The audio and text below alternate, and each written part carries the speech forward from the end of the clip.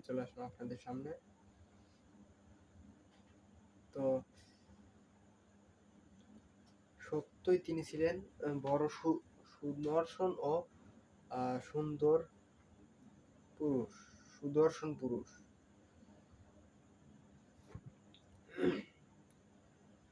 শত্রুর নিষ্ঠুরতম নির্যাতন তাহার অন্তরের লৌহকাপাটে আহত হইয়া ফিরিয়া যাইত, কিন্তু তিনি বজ্রের মতো কঠিন, পর্বতের মতো অটল হলেও করুণায় ছিলেন কুসুম কোমল।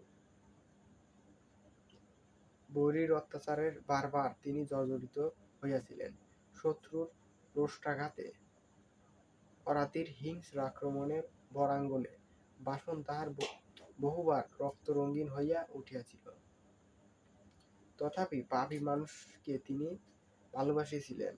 অভিশাপ দেওয়া চিন্তাও তাহার অন্তরে উদিত হয়নি এবং হবেও না। তো সকলে ভালো থাকবেন, সুস্থ থাকবেন। আল্লাহ হাফেজ।